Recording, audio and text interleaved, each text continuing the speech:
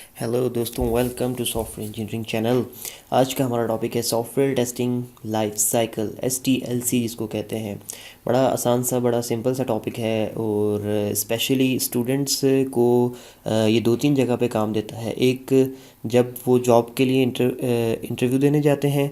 दूसरा, उससे पीछे जब कोई सॉफ्टवेयर इंजीनियरिंग के सब्जेक्ट के अंदर वो एग्ज़ाम्स दे रहे होते हैं। और तीसरा नंबर पे ये कि जब वो फाइनल ईयर प्रोजेक्ट बना रहे होते हैं। वैसे तो अप्रोच यही होती है कि फाइनल ईयर प्रोजेक्ट की डॉक्यूमेंटेशन में टेस्ट केसेस इंक्लूड कर दिए जाते हैं और उसके बाद बता दिया जाता है कि इस टेस्ट के अंदर हमने क्या टेस्ट किया और हमारी आउटपुट क्या है।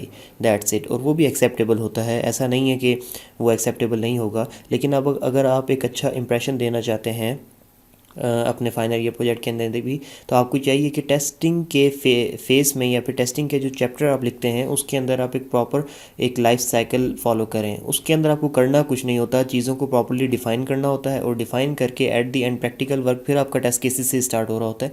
तो उस चैप्टर के अंदर ये एक मॉडल शामिल कर देने से आपका इंप्रेशन अच्छा पड़ता है। सॉफ्टवेयर टेस्टिंग लाइफ साइकिल क्या होता है, बगैर टाइम ज़ाया के हम देखते हैं। So software testing life cycle ये बिल्कुल सॉफ्टवेयर डेवलपमेंट लाइफ साइकिल की तरह होता है। और सॉफ्टवेयर डेवलपमेंट लाइफ साइकिल क्या होता है ये हम एक ऑलरेडी वीडियो में डिफाइन कर चुके हैं। अगर आपको सॉफ्टवेयर डेवलपमेंट लाइफ साइकिल का भी कंसेप्ट वैसे तो मेरे ख्याल में आपको होगा, लेकिन अगर नहीं है तो इसी वीडियो की डिस्क्रिप्शन में से जाके सॉफ्टवेयर डेवलपमेंट लाइफ साइकिल के ऊपर बनी हुई वीडियो या फिर वाटरफॉल के टॉपिक पे बनी हुई कोई वीडियो आप देख लें। उसके बाद आप इसको देखें तो ये समझने में काफ़ी आपको आसानी हो जाएगी। तो वैसे मैं इसी वीडियो की डिस्क्रिप्शन में आपको लिंक दे दूंगा दूसरी वीडियो का। ओके। तो सॉफ्टवेयर डेवलपमेंट लाइफ साइकिल की तरह ये जो है टेस्टिंग लाइफ साइकिल होता है। जैसे सॉफ्टवेयर डेवलपमेंट लाइफ साइकिल के अंदर हम पूरे सॉफ्टवेयर की डेवलपमेंट का पूरा लाइफ साइकिल चलाते हैं, इसके अंदर जो है हम टेस्टिंग का लाइफ साइकिल चलाते हैं। ठीक है। और होता क्या है, इसके अंदर कोई रॉकेट साइंस इन्वॉल्व नहीं होती। ये एक सिक्वेंशियल वे होता है, प्रॉपर वे होता है कि हम इसके अंदर किस तरीके से अपने स्टेप बाय स्टेप टेस्टिंग के रेलेवेंट एक्टिविटीज़ को परफॉर्म करवाते हैं। और एक सीक्वेंस के अंदर जब हम काम कर रहे होते हैं तो उसमें ये होता है कि कोई चीज़ मिस होने के चांसेस ख़त्म हो जाते हैं और एक्यूरेसी लेवल बढ़ जाता है और क्वालिटी लेवल बढ़ जाता है। तो अब बगैर टाइम ज़ाया किए हम आगे चलते हैं और इस मॉडल को देखते हैं। ये होता है टॉप टू बॉटम मॉडल होता है। इसमें कितने फेसेस हैं आप देख सकते हैं, 1 2 3 4 5 6, टोटल 6 फेसेस हैं इसके अंदर। पहला होता है रिक्वायरमेंट एनालिसिस, दूसरा होता है टेस्ट प्लानिंग, तीसरा होता है टेस्ट केस डेवलपमेंट और चौथा होता है एनवायरनमेंट सेटअप और पांचवा होता है टेस्ट केस एग्जीक्यूशन और 6 नंबर पे आ जाता है टेस्ट साइकिल क्लोजर। मतलब यहाँ पे आपकी एंडिंग हो रही है, इस साइकिल की टर्मिनेशन हो रही है। ठीक हो गया। तो अब हम ये इनकी अप्रोच होती है। फर्स्ट रिक्वायरमेंट एनालिसिस से लेकर आप नीचे की तरफ चलते जाते हैं और टेस्ट साइकिल क्लोजर तक पहुंच जाते हैं। तो अब हम इसके लिए क्या करते हैं कि आपका शुरू करते हैं और डायरेक्ट रिक्वायरमेंट एनालिसिस का फेज़ देखते हैं, फिर test planning and so on test cycle closure तक ईच एंड एवरी फेज़ को अलग अलग देखते हैं।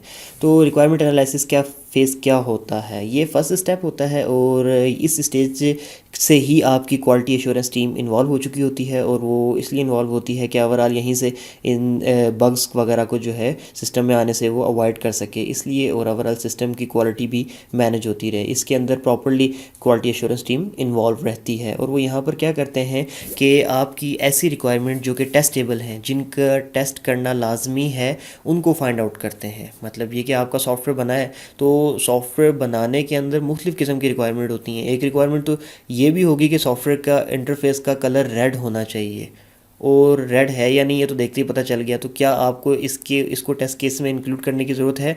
नहीं है। फिर दूसरी रिक्वायरमेंट ये होगी कि सॉफ्टवेयर का जो user name and password system है, यानी कि लॉगिन सिस्टम है, वो ईज़िली क्रैकेबल नहीं होना चाहिए या फिर उसको वो ईज़िली हैकेबल ना हो। तो क्या उसको आपको टेस्टिंग के अंदर इंक्लूड करने की ज़रूरत है? जी बिल्कुल है। तो अब ये दो रिक्वायरमेंट अलग अलग हो गई। एक हो गई कि सॉफ्टवेयर का कलर जो है इंटरफेस कलर रेड होना चाहिए। दूसरा ये हो गया कि लॉगिन सिस्टम जो है वो इजीली हैकेबल नहीं होना चाहिए। तो अब इसके अंदर से जो पहली वाली रिक्वायरमेंट थी कि कलर रेड होना चाहिए, इसको टेस्ट करने की ज़रूरत नहीं है। दूसरी वाली जो थी लॉगिन जो है वो हैकेबल ना हो, स्ट्रॉन्ग होना चाहिए, तो वो जो है टेस्टेबल रिक्वायरमेंट है। तो क्वालिटी एश्योरेंस टीम क्या करती है कि पूरे सॉफ्टवेयर की रिक्वायरमेंट्स में से ऐसी रिक्वायरमेंट्स जो कि टेस्टेबल होती हैं उनको अलग करती है और वो रिक्वायरमेंट्स वो नेक्स्ट फेज़ को दे देती है। नेक्स्ट फेज़ क्या होता है? Test planning. ठीक है, ये बहुत इंपॉर्टेंट फेज़ होता है इसका। ठीक है, यहाँ पर हम क्या करते हैं कि हम टेस्ट करने की स्ट्रेटजीज डिफाइन करते करते हैं कि हम किस रिक्वायरमेंट को किस तरीके से टेस्ट करेंगे। डेफिनेटली एक रिक्वायरमेंट है जिसके अंदर आप लॉगिन सिस्टम टेस्ट करना चाहते हो कितना सिक्योर है, तो उसकी टेस्टिंग स्ट्रेटेजी अलग होगी। दूसरा ये है कि आपकी अगर कोई वेबसाइट है और उसका लॉगिन चेक करने के बाद आप ये चेक करना चाह रहे हो कि एक वक्त में कितने यूज़र्स का लोड या फिर कितने विजिटर्स को ये संभाल सकती है आपकी वेबसाइट, ये टेस्ट करना चाहते हो, उसकी स्ट्रेटेजी अलग होगी, उसकी प्लानिंग अलग होगी। तो यहाँ पर आप क्या करते हो कि आप अपने प्रोजेक्ट का ऑब्जेक्टिव डिफाइन करते हो कि ये प्रोजेक्ट कहाँ, उसका ऑब्जेक्टिव क्या है, उसका स्कोप क्या है। उसके बाद आप क्या करते हो कि आप उसके ऑब्जेक्टिव और स्कोप के मुताबिक आप टेस्ट केसेस, टेस्ट बनाने हैं जो आपने जो टेस्ट करने हैं उसके सॉफ्टवेयर की डिफरेंट रिक्वायरमेंट्स की, उनकी प्लानिंग करते हो कि किस चीज़ को कैसे चेक करना है, आपने लॉगिन सिस्टम को कैसे चेक करना है, ये आपकी वेबसाइट 1 मिनट में कितने हज़ार या कितने 100 विजिटर्स को जो है ले सकती है या फिर उनको विज़िट करवा सकती है, ये आपने कैसे टेस्ट करना है। ये चीज़ें देखी जाती हैं यहाँ पर, और ये देखा जाता है कि इस सारे टेस्ट को परफॉर्म करने में किस किस किस्म के रिस्क इन्वॉल्व हैं। अब रिस्क क्या हो सकते हैं, लेट्स सपोज ये रिस्क इन्वॉल्व हो सकता है कि जब हम सॉफ्टवेयर को सिक्योरिटी चेक कर रहे होंगे, उसका लॉगिन सिस्टम चेक कर रहे होंगे, तो पॉसिबल है कि लॉगिन सिस्टम चेक करते हुए आपके सॉफ्टवेयर का डाटाबेस क्रैश कर जाए, ये एक रिस्क है। तो ये चीज़ें आप यहाँ पर पहले से फाइंड आउट कर लेते हैं कि टेस्ट प्लानिंग करते हैं कि क्या ऑब्जेक्टिव है सॉफ्टवेयर का, क्या स्कोप है सॉफ्टवेयर का, क्या क्या चीज़ें किस किस तरीके से टेस्ट करनी है, और सबसे इंपॉर्टेंट चीज़ कौन से टूल्स इस्तेमाल करके टेस्ट करनी है, और जब टेस्ट कर रहे होंगे तो उसमें किस किस किस्म के रिस्क आ सकते हैं। ये सारी चीज़ें आप टेस्ट प्लानिंग के फेज़ पे डिफाइन कर लेते हो। फिर उसके बाद आप नेक्स्ट चलते हो टेस्ट केस डेवलपमेंट पे। जो आपने टेस्ट प्लानिंग के फेज़ पे जो चीज़ें आपने डिफ़ाइन कर ली होती हैं उनकी बेस पे अब आप यहाँ पे क्या करते हो कि आप टेस्ट केसेस लिखते हो। ठीक है, टेस्ट केसेस कैसे लिखते हैं उस पर एक अलग वीडियो हो जाएगी, या आई थिंक मुझे याद पड़ता है कि मैंने बना भी ली थी, तो वो जो है मैं आपको इसी वीडियो की डिस्क्रिप्शन में प्रोवाइड कर दूंगा। और इनकेस अगर नहीं हुई, क्योंकि मुझे एक्जैक्टली याद नहीं आ रहा है, काफ़ी पहले मैंने आई थिंक बनाई थी, और इनकेस नहीं हुई अगर वीडियो, तो मैं नई वीडियो बना दूँगा। ओके, तो टेस्ट केसेस आप लिखते हैं यहाँ पर, और आप क्या करते हैं कि रिक्वायर्ड डाटा कलेक्ट करते हैं। रिक्वायर्ड डाटा कौन सा, वो डाटा जो कि आपको टेस्ट करने के लिए चाहिए। फॉर एग्जांपल मुझे एक सॉफ्टवेयर को टेस्ट करना है, तो उस सॉफ्टवेयर के अंदर कोई ऐसा सिस्टम है, एक फॉर्म है जो कि रैंडम किस्म का डाटा फिलअप होने के बाद आगे एग्जीक्यूट होता है। तो उसके अंदर डाटा फिलअप करने के लिए मैं 8 से 10 डाटा सैंपल्स जमा कर लूँगा, ताकि मैं उसको डिफरेंट किस्म के डाटा के ऊपर टेस्ट कर सकूँ। तो आप टेस्ट केसेस लिखते हो इस स्टेज के ऊपर। आप उन टेस्ट केसेस को परफॉर्म करने के लिए अगर आपको कोई डाटा रिक्वायर्ड है तो आप वो लिखते हो। फिर उसके बाद आप रिक्वायरमेंट ट्रेसेबिलिटी मैट्रिक्स जो होते हैं वो भी इसी स्टेज पे इन्वॉल्व करते हो। रिक्वायरमेंट ट्रेसेबिलिटी मैट्रिक्स क्या होते हैं वो आप जाकर देख लें, उसकी भी वीडियो अवेलेबल है। लेकिन इन केस अगर आपको नहीं भी पता और आप वीडियो देखने में इंटरेस्टेड नहीं है तो भी इशू नहीं है। मेन चीज़ ये है कि इस स्टेज पे आप टेस्ट केस डेवलप करोगे, और टेस्ट केसेस को परफॉर्म करने के लिए जो आपको डाटा चाहिए वो आप कलेक्ट करके रखोगे। ठीक है, और ये क्या करता है, ये जो फेज़ होता है, ये टेस्ट केसेस जो है और जो डाटा है ये नेक्स्ट फेज़ को दे देता है। नेक्स्ट फेज़ क्या है और वो क्या करता है इस डाटा और इस टेस्ट केसेस को, वो हम देखते हैं चल के।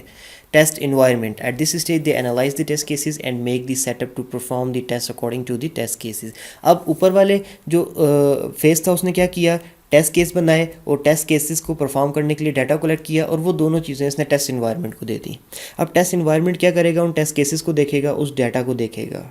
ठीक है, और उस सब को देखकर तो उसके मुताबिक इन्वायरमेंट सेट करेगा। वो ये देखेगा कि यहाँ पर इस टेस्ट को परफॉर्म कराने के लिए किसी हार्डवेयर की ज़रूरत तो नहीं है। अगर हार्डवेयर की ज़रूरत है तो किस किस्म के हार्डवेयर की ज़रूरत है वो लगाएगा। फॉर एग्जांपल हो सकता है कि आपको टेस्ट केस परफॉर्म कराते हुए जो आप डाटा फिल कर रहे हो वहाँ पर आपको किसी यूज़र के आप थंबप्रिंट भी सेव करवा रहे हो, तो इसके लिए आपको बायोमेट्रिक डिवाइस चाहिए होगी, तो हार्डवेयर रिक्वायर्ड है इस टेस्ट को परफॉर्म करने के लिए, तो यहाँ पर आप वो जमा कर ले लोगे। ठीक है, फिर उसके बाद उसकी सॉफ्टवेयर किस किस किस्म के चाहिए। फॉर एग्जाम्पल आप जो है अपने वेबसाइट को लोकल होस्ट पे रन करके उस पर बहुत सारे विजिटर्स का जो है लोड डाल के देखना चाहते हो कि कितने हज़ार विजिटर्स तक को ये संभाल सकती है। तो अब आप 1000 बंदे जमा तो नहीं कर सकते, आपको सॉफ्टवेयर के थ्रू वर्चुअली फेक जो है व्यूअर्स को क्रिएट करना पड़ेगा। उसके लिए कोई सॉफ्टवेयर चाहिए, तो वो सॉफ्टवेयर कहाँ से आएंगे। तो ये सब चीज़ें आप इस लेवल पे कलेक्ट करते हो। इन शॉर्ट किसी टेस्ट को परफॉर्म करवाने के लिए जो हार्डवेयर या जो सॉफ्टवेयर रिक्वायर्ड है वो सारा कुछ सेट करने का काम, कॉन्फ़िगर करके रखने का काम टेस्ट इन्वायरमेंट के अंदर आ जाता है। यहाँ पे हम एक कंप्लीट टेस्ट इन्वायरमेंट सेट कर लेते हैं और वो जो सेट हुआ हुआ टेस्ट इन्वायरमेंट होता है वो हम इससे नेक्स्ट फेज़ को दे देते हैं, और नेक्स्ट फेज़ क्या है और वो इस इन्वायरमेंट को क्या करता है वो देखते हैं। टेस्ट एग्जीक्यूशन, जब एक इन्वायरमेंट टेस्ट सेट हो चुका, आपके रिक्वायरमेंट्स के अंदर से ये पता चल गया कि आपने कौन सी रिक्वायरमेंट टेस्ट करनी है। जब रिक्वायरमेंट टेस्ट का पता चल गया तो फिर आपने प्लानिंग कर ली कि कैसे करना है। फिर उसके बाद आपको स्टेप बाय स्टेप चलते चलते चलते चलते आप इसी स्टेज पे आ गए कि आपने एक इन्वायरमेंट तक सेट कर लिया कि आपके पास टेस्ट केसेस कौन से हैं, उनके लिए डाटा कौन सा है, उसको परफॉर्म करवाने के लिए जो इन्वायरमेंट चाहिए, जो सॉफ्टवेयर चाहिए, जो हार्डवेयर चाहिए, वो सब कुछ सेट हो गया। तो अब आप क्या करोगे, आप सिंपल सी बात है, जब सब कुछ मौजूद है, सारे काम हो चुके हैं, तो आप टेस्ट परफॉर्म करवा दोगे। तो इसको हम टेस्ट एग्जीक्यूशन कहते हैं, ठीक है।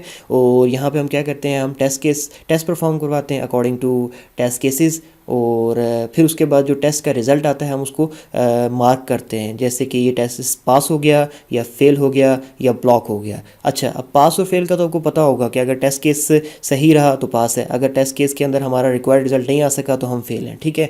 लेकिन जो है ब्लॉक का क्या मतलब है, ब्लॉक का मतलब ये होता है कि कुछ सॉफ्टवेयर ऐसे होते हैं जिसके किसी एरिया में किसी सेक्शन को हम टेस्ट करना चाह रहे होते हैं, लेकिन उस पर किसी किस्म की कोई रिस्ट्रिक्शन लगी हुई है, तो वहाँ पर आप प्रॉपरली उस जगह तक अप्रोच नहीं कर पाए, तो उसका हम क्या करेंगे, उसको हम ब्लॉक्ड जो है लिखेंगे। ये ऐसा सिनेरियो बहुत कम आता है, क्योंकि हम जब टेस्ट कर रहे होते हैं सॉफ्टवेयर को तो हम उसकी सारी रिस्ट्रिक्शंस और हर एरिया में घुसने की इजाज़त पहले से ले चुके होते हैं। उसके बाद आप जब आपका टेस्ट केस फेल हो जाता है, तो डेफिनेटली फेल होता है, तो उसमें से बग्स निकलते हैं, तो जो बग्स होते हैं उनको हम आईडीज़ असाइन कर देते हैं कि बग नंबर इतना, बग नंबर इतना, बग नंबर इतना। वो क्यों असाइन करते हैं, वो इसलिए कि हम आईडी वाइज जो है अपने वापस उन बग्स की करेक्शन करने वाली टीम को बता सकते हैं कि बग नंबर 4 को ऐसे करेक्ट करना है, या फिर वहाँ पर ये इशू आया था, बग नंबर 5 पे ये इशू आया था। इस तरीके से जब नंबरिंग हुई भी हो तो चीज़ों को मैनेज करना और कम्युनिकेट करना आसान हो जाता है। अच्छा, उसके बाद करेक्शन, जब बग नंबर दे देते हैं उसको, तो फिर वो जो टीम होती है उनकी करेक्शन करती है, और करेक्शन करने के बाद हम क्या करते हैं कि इसी टेस्ट एग्जीक्यूशन के फेज़ को अगेन रिपीट करते हैं उन्हीं पुराने टेस्ट केसेस पे, उसी पुराने एनवायरनमेंट पे। और ये क्यों किया जाता है, इसलिए कि अब हम देखें कि वो जो हमने एरर्स डिटेक्ट किए थे वो करेक्ट हो चुके हैं या नहीं। तो उसको चेक करने के लिए वही पुराने टेस्ट केसेस और वही पुराना एनवायरनमेंट होना लाजमी है, क्योंकि अगर एनवायरनमेंट में चेंजिंग हो जाएगी तो हो सकता है कि न्यू बग तो हमारे सामने आ जाए लेकिन पुराने प्रॉपर्ली टेस्ट ना हो सकें, जो कि हमने पिछले एनवायरनमेंट पे पकड़े थे। ओके, तो ये क्या करता है, ये फेज़ जो होता है, ये टेस्टिंग की जो फाइनल रिपोर्ट होती है वो नेक्स्ट फेज़ को दे देता है। सो नेक्स्ट फेज़ क्या करता है उस रिपोर्ट का, और नेक्स्ट फेज़ है क्या चीज़, वो देख लेते हैं। Test cycle closure. अच्छा, ये क्या करता है कि हम क्या करते हैं कि जो टेस्ट परफॉर्म किया उसका जो रिज़ल्ट आया वो हमने उठाकर फाइनल स्टेज यानी कि टेस्ट साइकिल क्लोजर को दे दी। टेस्ट साइकिल क्लोजर क्या करेगा, उस रिपोर्ट को पढ़ेगा और उस रिपोर्ट को पढ़ के एवेल्युएट करेगा, फाइनल रिज़ल्ट निकालेगा कि हमारा सॉफ्टवेयर टेस्टिंग के बाद और रिपीटेडली प्रोसेस होने के बाद टेस्टिंग अब किस स्टेज पे खड़ा है। और वो जो क्लोजिंग रिपोर्ट होगी, जिस तरीके से आप बैंक के अंदर होता है, हर महीने सारे ट्रांजैक्शंस वगैरह सब चल रही होती हैं, डेली का काम डेली बेसिस पे बैलेंस हो रहा होता है, लेकिन at the end of the month एक क्लोजिंग रिपोर्ट ज़रूर निकाली जाती है जिससे हमारा फाइनल स्टेज पता चल जाए। तो ये टेस्ट साइकिल क्लोजर यही चीज़ है कि at the end of the cycle क्या होता है कि एक क्लोजिंग रिपोर्ट निकाली जाती है कि अब जब हमने इसकी टर्मिनेशन की तो हम किस स्टेज पर खड़े थे, ये बात इससे पता चल जाती है। और फाइनल रिपोर्ट्स होती हैं, ये दो बातें। और तीसरी बात ये कि आपने इस पूरे फेज़ को, इस पूरे साइकिल को परफॉर्म करवाते हुए, STLC को परफॉर्म करवाते हुए जो जो प्रैक्टिसेस आपने अडॉप्ट की होती हैं और जो जो बेस्ट प्रैक्टिसेस होती हैं वो भी आप टेस्ट साइकिल क्लोजर के फेज़ के अंदर लिख लेते हैं, ताकि कल आपको दोबारा इसी तरीके का कोई अच्छा प्रोजेक्ट मिले और आपने इसी तरीके का सेम प्रोजेक्ट मिले फ्यूचर में और आपने उसके ऊपर टेस्टिंग परफॉर्म करवानी हो, तो वो अच्छी जो प्रैक्टिसेस थी जिसने आपको पुराने पहले वाले सॉफ्टवेयर के अंदर हेल्प दी थी टेस्टिंग करने के लिए, तो वो आप इसकी रिपोर्ट से पढ़ के तो दोबारा दूसरे नए सॉफ्टवेयर के अंदर भी अडॉप्ट कर सकें और अच्छे तरीके से टेस्टिंग कर सकें। तो सिंपल सी बात है, ये होता है STLC। इसमें कोई रॉकेट साइंस नहीं है, छोटे छोटे से फेसेस हैं, अगर आप उनको पढ़ें और मेंटल में एक माइंड में एक सॉफ्टवेयर को उसकी टेस्टिंग को लेके साथ साथ चल रहे हो तो इजीली ये चीज़ें क्लियर हो जाती हैं आपको। सो ये छोटी सी वीडियो थी, आई होप सो कि आपको पसंद आई होगी। मिस्टेक्स हमसे भी हो सकती हैं, अगर कहीं पे आपको मिस्टेक नज़र आए तो काइंडली इसको कमेंट सेक्शन में आके करेक्शन करवा दिया करें हमारी, ताकि जो बाकी इन वीडियोस को देख के लर्न कर रहे होते हैं उनको किसी किस्म की कोई प्रॉब्लम ना हो सीखने के अंदर। और दूसरी बात ये कि काइंडली हमारे चैनल को सब्सक्राइब करें। हमें इस चैनल के को लाइव रखने के लिए, इस चैनल को ज़िंदा रखने के लिए ज़रूरत है आपके लाइक्स की, आपके अच्छे कमेंट्स की और आपके सब्सक्रिप्शंस की। जब भी ये चैनल चलता रहेगा और हमें मोटिवेशन मिलती रहेगी और हम आपके लिए वीडियो बनाते रहेंगे। किसी और टॉपिक पर अगर आप वीडियो बनवाना चाहते हैं तो काइंडली इसी चैनल की किसी भी वीडियो के कमेंट सेक्शन में आके आप अपना टॉपिक पेश कर सकते हैं। हम कोशिश करेंगे कि जल्द एज जल्द, एज सून एज पॉसिबल आपकी उस वीडियो को बनाएं।